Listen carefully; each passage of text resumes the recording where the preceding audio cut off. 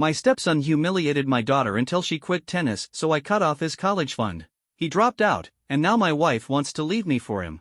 Hey everyone, I could really use some advice because my family situation is an absolute disaster right now. My daughter and stepson can't stand each other, and it's gotten so bad that my wife and I are constantly caught in the middle of their fights. We've been arguing way more than we ever used to, and honestly, it's putting a serious strain on our marriage. I feel like I've tried everything, but nothing seems to work. So here's the deal, I'm 49, and my wife, Paige, is 46. This is my second marriage, and we've been together for 4 years now. Paige has a 20-year-old son, Darren, from her first marriage, and I have a 15-year-old daughter, Tessa, from mine. Tessa lost her mom in a car accident when she was 7, and that was one of the hardest things we ever went through. She was just a little kid, and suddenly, it was just the two of us. I had to figure out how to be both her mom and dad, which was overwhelming at times. We struggled a lot, went through therapy, and slowly, we found our rhythm. Life wasn't easy, but we made it work. After spending a few years as a single dad, I met Paige at a tennis club where both our kids were taking lessons. She'd been divorced for a while and seemed like a really kind person. We started hanging out more, and before long, we just clicked. We were both lonely, both looking for someone to share our lives with, and at the time, it felt like we'd found exactly that. But nobody warns you how difficult it is to blend two families, especially when the kids are so different. We expected a few bumps in the road, sure, but we never imagined it would turn into this level of chaos. When we introduced Tessa and Darren, Tessa actually handled it pretty well. She was excited to have Paige in her life since she hadn't had a mother figure in years. At 11, she was going through all those preteen struggles, and having another woman to talk to was something she really needed. Paige was great with her too. They'd go shopping, get their nails done, and do all the girly stuff Tessa had missed out on. Darren, on the other hand, was a whole different story. He was 16, and he could not have cared less about his mom's new relationship. He barely acknowledged any of us, spent most of his time in his room or out with his friends, and just had this attitude like he wanted nothing to do with the situation. Paige blamed it on his dad's influence, saying he had a toxic way of thinking, but she kept telling me Darren was a good kid underneath it all and that he'd come around eventually. So we got married, and they moved in with us. It was a big step up for them. Paige and Darren had been living in a tiny apartment, and now Darren had a massive bedroom in my 4-bedroom house. Tessa wasn't thrilled about suddenly having a stepbrother, but she was open to at least trying to get along. Darren, though?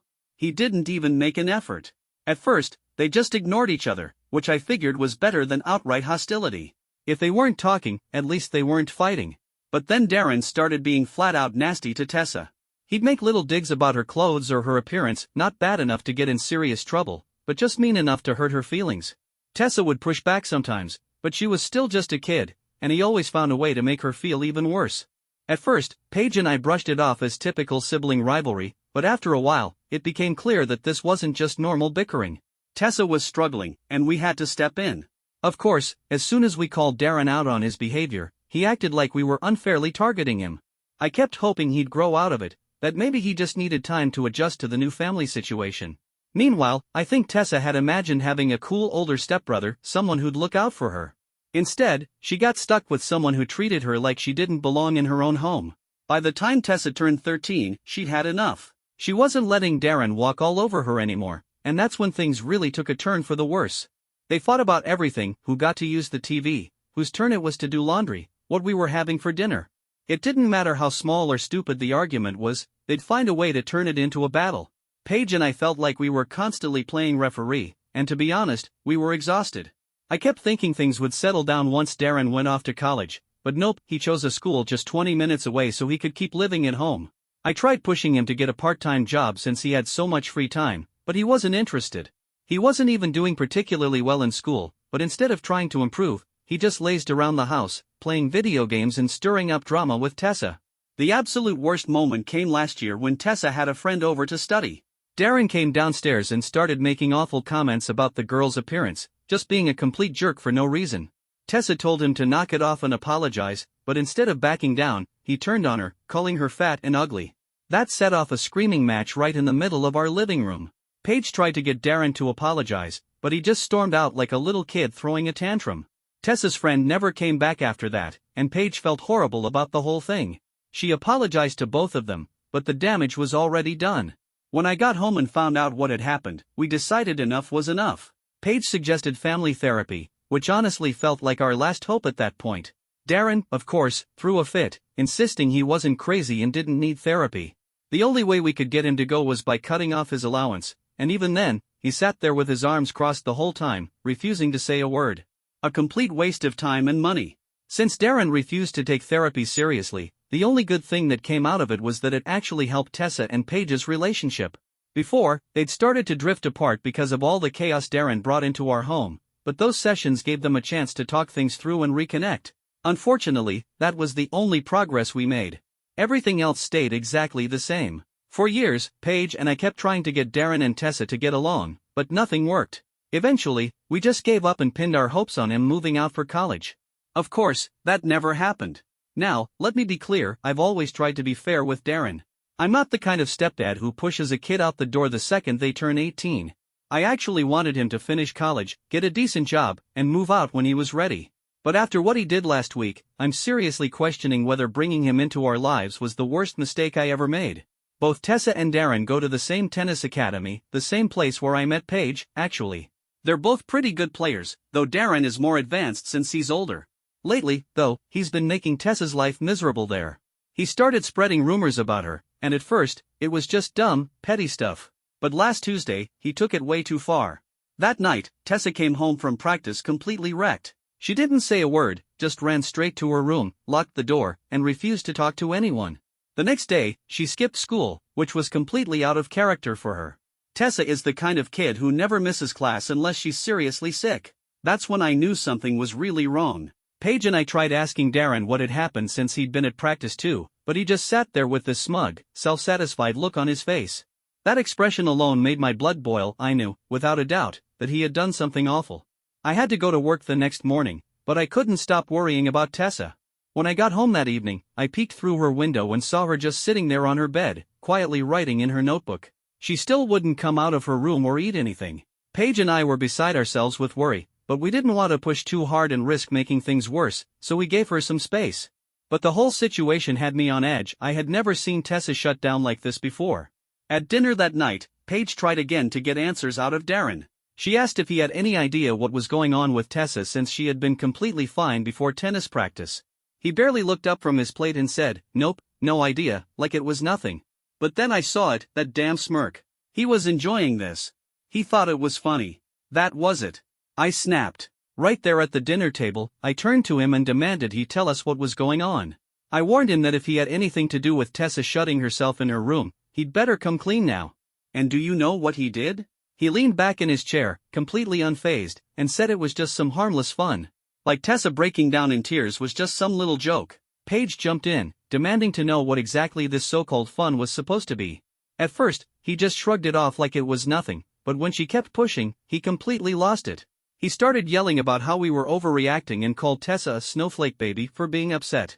I told him right then and there to watch his mouth and adjust his attitude, but instead of taking any responsibility, he did what he always does. He got up, stormed out of the house, and slammed the door behind him. 20 years old and still throwing tantrums like a little kid. The whole thing was ridiculous. After dinner, I went up to Tessa's room and knocked. She must have heard all the yelling downstairs because, for the first time since this whole thing started, she actually opened the door. She was curled up on the couch, looking completely miserable.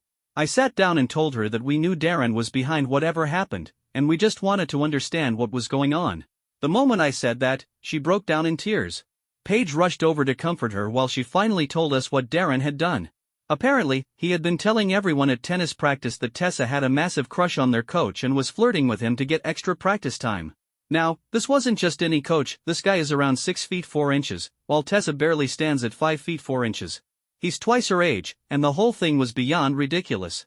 But thanks to Darren's rumors, everyone at the academy was now making fun of her, joking that she was trying to flirt her way into special treatment. Tessa sobbed as she explained that she hadn't been flirting at all. She was just respectful to the coach, unlike some of the other students who constantly talked back. That was it. That was all it took for Darren to twist things into something humiliating. Hearing her say all this broke my heart. Tessa has always been this kind, hard-working kid who stays out of drama and just focuses on doing her best. She's never been the kind of person to stir up trouble, and now, thanks to Darren, her name was being dragged through the mud. He had completely humiliated her in front of everyone at tennis school. She was devastated. As I sat there watching her cry, I felt two things at once: a deep urge to wrap her in my arms and comfort her, and a pure, burning rage at Darren for what he had done. And then, just as we were trying to process all of this, we heard movement outside the room. Darren! That idiot had been standing in the hallway, eavesdropping on everything. And then, as if he hadn't already done enough damage, he had the nerve to step into Tessa's room, laughing. Laughing! Paige lost it. She started yelling at him, asking what the hell was wrong with him, how he could do something so cruel to his own stepsister. But Darren just stood there, grinning like he was proud of himself. He actually had the audacity to say that everyone at tennis thought it was hilarious. He kept talking like it was some kind of joke, like he was bragging about how funny it was to humiliate a 15-year-old girl. I saw red. I was so close to hitting him, and I'm not the kind of guy who resorts to violence, but in that moment, I swear, I wanted to knock that smug look off his face. Instead, I did the only thing I could: I yelled at him. I screamed at him to get out of my house before I did something I'd regret. He tried to say something smart, but I wasn't having it. I just kept shouting until he finally left. Once Darren stormed out, I asked Paige to give me a little time alone with Tessa. When the house finally quieted down, I went to her room, sat beside her, and just pulled her into a hug. I told her how sorry I was. Sorry for bringing Darren into our lives, sorry for everything she'd had to endure because of him. The guilt was eating me alive. I felt like I had completely failed her as a dad. But Tessa, being the kind-hearted, incredible kid she is, just shook her head and told me it wasn't my fault. She said none of this was on me. It was all on Darren and his cruelty. Even with everything she'd been through, even after all the humiliation, she was still trying to make me feel better. That only made me feel worse. I sat there, thinking about how unfair this was for her. Most teenagers would have every right to resent their parent for dragging them into a toxic stepfamily situation. But not Tessa. She didn't blame me. She just wanted things to be okay. I made sure she ate something that night and promised her I'd fix this mess somehow. I didn't know how yet, but I knew I couldn't let this keep happening. The breaking point. Later that night, Paige and I talked about everything. She was just as shaken up as I was. This wasn't normal step-sibling bickering anymore, this was outright bullying. Darren had deliberately humiliated Tessa, and we both knew we had to put a stop to it before it got even worse. The next morning, Paige tried to talk to Darren. She sat him down and told him straight up what he did to Tessa was cruel, and he needed to make things right. Not just by apologizing, but by going back to the tennis academy, telling the truth, and making sure everyone knew he had made the whole thing up. Darren didn't even pretend to care. He just slouched in his chair, arms crossed, staring at me like I was somehow making Paige say all this. Then, with zero hesitation, he shot back, "I'm not apologizing for a joke. If Tessa can't handle it, that's her problem." That was it for me. This wasn't just him being stubborn or immature, this was flat-out cruelty. And the part that stung the most? I had been paying for everything since I married his mom. His college tuition, his tennis lessons, his phone, his clothes, everything. I treated him like my own, and this is how he acted? I clenched my jaw, trying to keep my temper in check, and laid it out for him as calmly as I could. Darren, you've got two options. Apologize, fix this mess, and start acting like a decent human being, or face the consequences. He laughed. Actually laughed. And what are you gonna do? Ground me? He sneered. No, I said, voice steady. I'm going to stop paying for your college. That got his attention. For the first time, I saw the smirk disappear from his face. He blinked, like he couldn't quite believe what he'd just heard. Then, right on cue, he tried his usual trick, acting like Paige would never let me go through with it. He glanced at her, waiting for her to step in and back him up. But to his shock, she didn't. She looked just as surprised as he did, but after a moment, she squared her shoulders and told him, "You need to make this right, Darren. If you don't, then there are going to be consequences." And just like always, instead of taking responsibility, he threw a tantrum. He stormed out, slammed the door behind him, and left Paige and me sitting there, exhausted and fed up. The fallout. That night, Paige pulled me aside and asked if I was really serious about cutting him off. I didn't even hesitate. Yes, I told her. If he doesn't own up to what he did and apologize, I'm done paying for his college. That's when she started to panic. She told me we couldn't ruin his whole future over this. That withholding tuition was too extreme. I told her the answer was simple: if he wanted to stay in college, all he had to do was apologize. That was it. She fell silent after that. And the truth is, I haven't told her this part, but I don't even think paying for his college is worth it anymore. The kid doesn't care about school. He only went to college so no one would expect him to get a job. It took him 4 years just to graduate high school, and now he's been dragging out his first year of college for 2 years. At this point, what am I even paying for? But more than that, I wanted him to understand that he couldn't treat people like garbage and expect to get away with it. My only real choices were either cutting off his tuition or making him pay rent to live here. The problem was, I knew either one could seriously damage my marriage. Paige was already upset about the tuition threat, and I wasn't sure how far I could push before she turned against me on this. Update. Well, here's how it all played out. I actually followed through on my threat. I cut him off. Darren refused to admit he had done anything wrong. He still acted like none of this was his fault, like he had no reason to apologize. And in the end, things got so bad that Tessa quit tennis altogether, something she had loved since she was little. That was the final straw for me. I told Paige we needed to deal with Darren before things spiraled even further, but she didn't have an answer. Meanwhile, Darren still believed I was bluffing. He was convinced that, when push came to shove, I'd cave and pay his tuition. He was dead wrong. When the deadline for his semester payment rolled around, I didn't send the money. The college started calling and emailing me about the overdue balance. I ignored every single one. Then, literally the day before the payment deadline, Darren came waltzing into my office like everything was fine. He leaned against the doorframe, completely casual, and said, "Dude, when are you gonna pay my tuition? The account guy's been chasing me all day." Like I was his buddy. Like this was just some small inconvenience to him. I saw red. I told him straight up not to talk to me like that unless he wanted a serious reality check. Then I made it crystal clear his tuition wasn't getting paid until he took responsibility for what he did and apologized to Tessa. You know what he did? He just sighed, like I was being annoying, and said, "You really think this is gonna make me apologize?" Then he walked out. Like it was nothing. And the next thing I knew, he actually dropped out of college. Paige was devastated. She kept saying she should have stepped in earlier, that maybe she should have paid the tuition herself. Turns out, she had been convinced I'd cave at the last second. But I didn't. And I won't. At first, Paige thought I'd give in. She kept hoping I'd change my mind at the last second and pay Darren's tuition. But when she realized I was dead serious, she panicked. She offered to cover the tuition herself, but the problem was she didn't have the money. Not just lying around, anyway. If she wanted to pay, she'd have to drain her entire savings account. She even went down to the college, practically begging them for more time to figure something out. But it didn't matter, Darren had already beaten her to it. He had gone straight to his advisor and officially dropped out. And instead of taking responsibility for that decision, he did what he always did, blamed everyone else. He told Paige she had failed him. That she was choosing me and Tessa over him. Imagine that. He quit school, and somehow, it was our fault. And here's the kicker, after all that, after all the tantrums and self-righteous pride, Darren still had no problem mooching off me. He still slept under my roof, ate my food, and used my Wi-Fi without a care in the world. A freeloader with an ego. Paige doesn't make much money.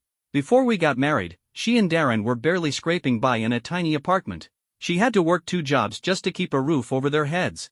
When we got married, I told her she could quit one or both if she wanted to take it easier.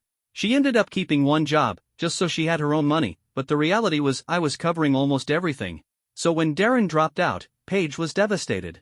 She kept begging him to just apologize to Tessa so he could re-enroll next semester and get back on track. But Darren? He refused. He dug his heels in deeper, like this was some kind of battle of wills. And the worst part? He actually got worse after dropping out.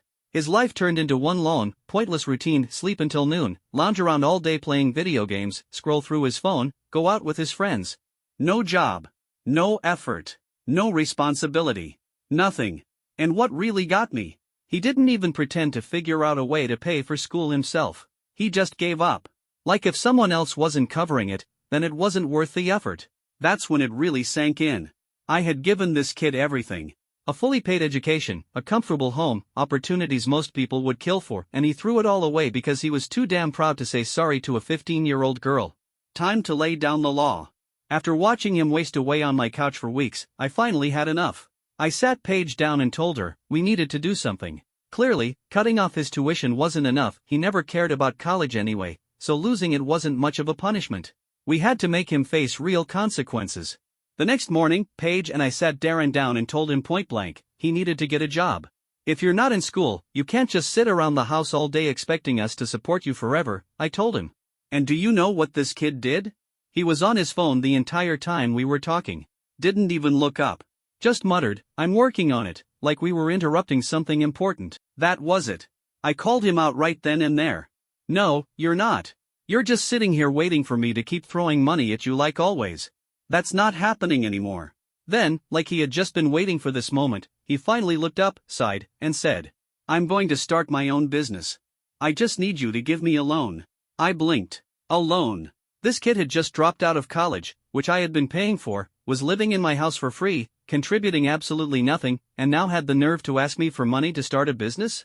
I stared at him, trying to process whether he was actually being serious.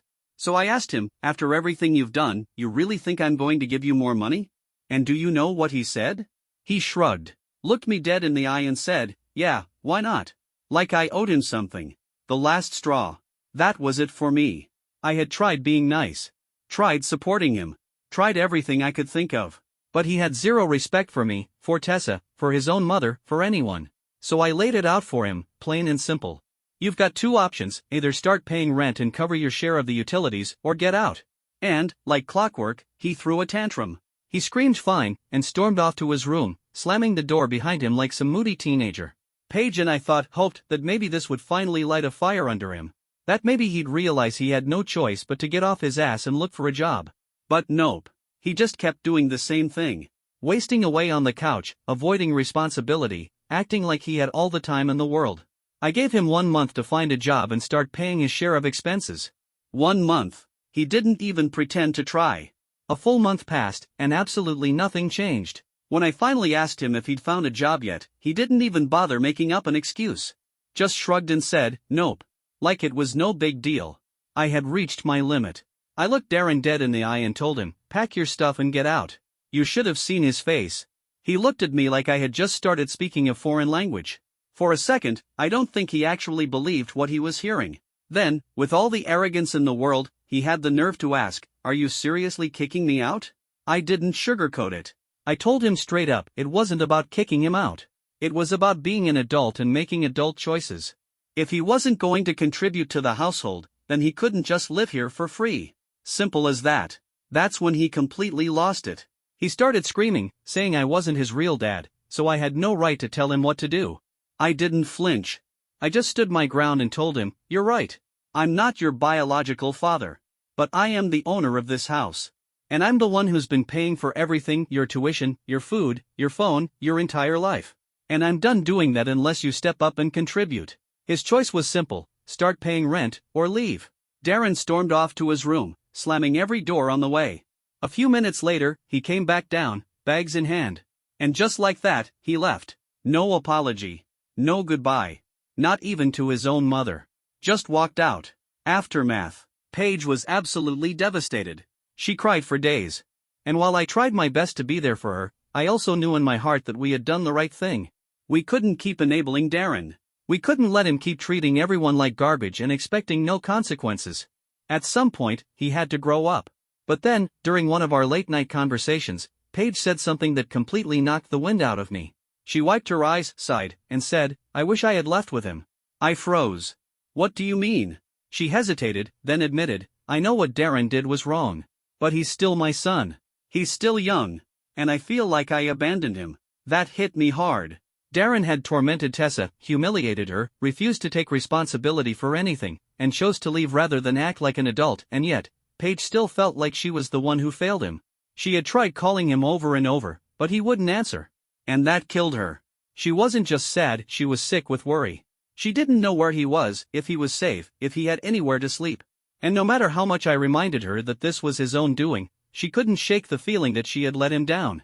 And the truth is, I get it. I might not be his biological father, but I understand what it means to be a parent. You love your kids no matter what, even when they screw up. Even when they hurt you. Even when they don't deserve it.